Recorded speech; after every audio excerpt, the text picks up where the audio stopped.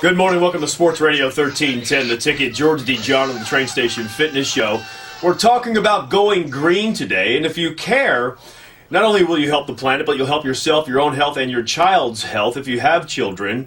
Why is this important? Well, if you're trying to help the planet and help yourself, you may not be informed about the people who truly have green products that benefit yourself and benefit the environment. It's called, and I just learned this not too long ago from my guest who's coming on the show, it's called greenwashing. This is when companies and organizations spend time and money claiming to be green, but they have nothing to back it up that shows that they're really green. So are you wasting money? Are you really helping the environment? And do you care? I'd like for you to go to a couple of websites and follow along with the people that we're talking with today. I think it's just going to be Ron. His name's Ron Barris. He and his wife Lisa are green certified. We'll find out what that means here coming up soon. They're authors of Just Green It. They're building biologists and founders of GreenNest.com. So you can go to justgreenit.com, and it's just green and then .net. I apologize. Justgreenit.net.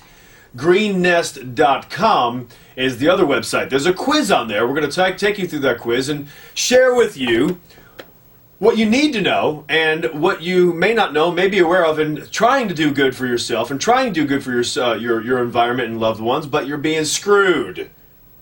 Dr. Webster's joining me this morning. He's got his input about this topic. Go ahead and put yourself on, pal.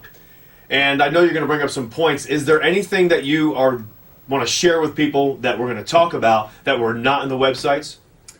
Well, yeah, we've got a lot we want to talk about. I'm not really sure exactly where Ron's going to go with this, but I've got a lot of things I want to talk about. Common perceptions. The first thing that comes to mind is natural necessarily equated with good? Well, that's a good point. So, and is natural, and what does natural really mean? What does natural really mean? Because the first example I wanted to give was, would you rather take your chances with synthetic vitamin C or natural mercury?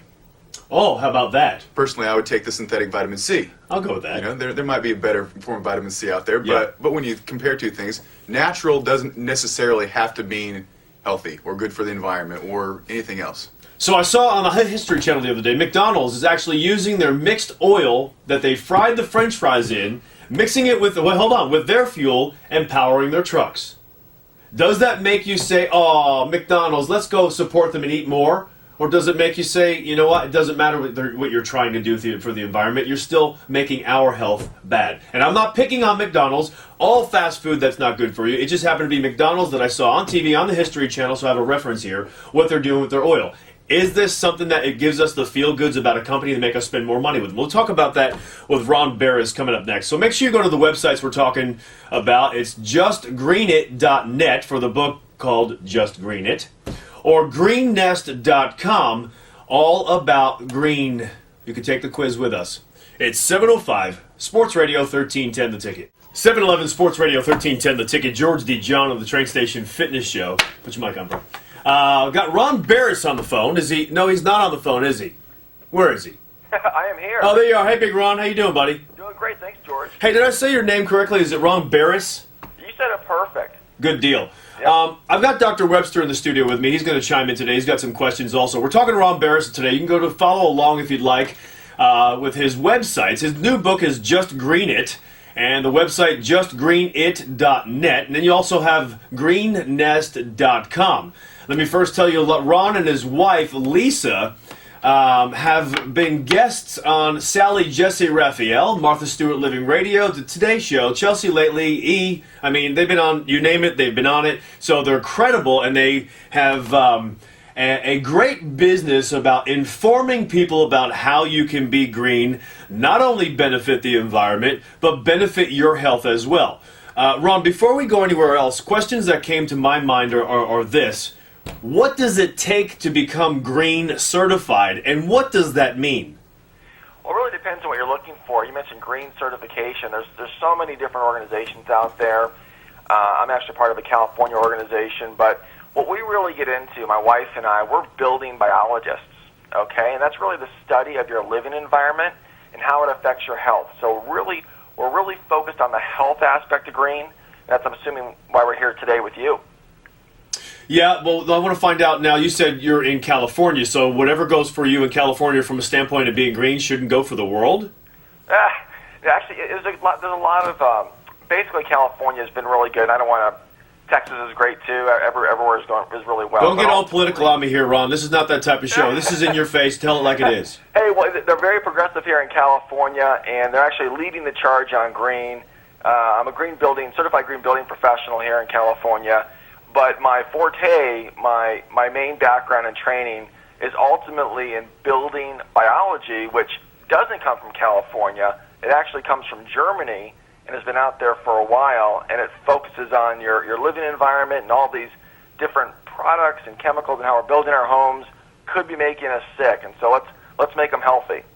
Are there regulators who make sure that once you get that green certified status, that you keep that status and you don't have complaints against you, and if you do, it can't be pulled from, or can be pulled from you, like the Better Business Bureau?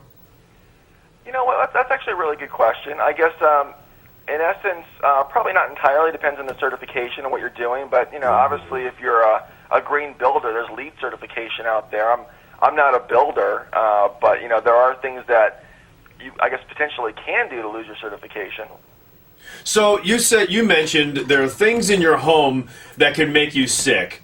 And while I agree with that, some listening might say, hold on, George, how do I know whatever symptoms I'm experiencing, runny nose, fever, whatever, pain, joint pain, whatever it is that I'm experiencing in my home, didn't come from outside? You and I both know, I read it on your website, but I also did shows on this, that carpets and mattresses are sprayed with benzene to make it fire retardant. The largest organ of your body is your skin. You absorb these things into your body. Naturally, it's going to have an ill effect on you, but you might not feel it right away. If somebody's listening and they're saying, okay, George, all this green crap you're talking about, how do I really know it's going to make a difference? Who am I to make this difference in the world? We need everybody to do this all at once. But how do I know it's my home that's doing it to me? Well, what's funny is I was unfortunate, but at least my experience, I'm not sure if you're aware of our background, about 10 years ago, from a personal experience, my wife actually got sick from her home. So I got to really witness it firsthand, but that doesn't help you and your audience right now. People are probably familiar with the term sick building syndrome, okay? There's probably been many circumstances where people have actually gone into a building, gone into a home, didn't quite feel right. When they left the place, they actually felt better.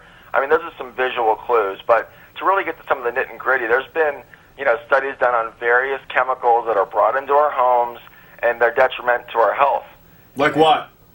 Well, I'll give you an example. The funny thing, you mentioned carpeting, just off the cuff. We have to really be cognizant as to what we're bringing into our home. Pesticides is a great example. Are you familiar with the pesticide DDT, which was banned over 20-some years ago? I am, but I'd love for you to stick with the carpet, unless you are and you're about to tell me about it. I am sticking to the carpet. I'll tell you, there was a study done on 550 homes. Okay, this is 20 years after DDT was banned from the marketplace, and everyone recognizes that as a carcinogen. It's really, bad for you ultimately. Well, out of those 550 homes, close to 40% still had remnants of DDT in the carpeting. So new homes today are not going to have that DDT in it. They're going to have different problems.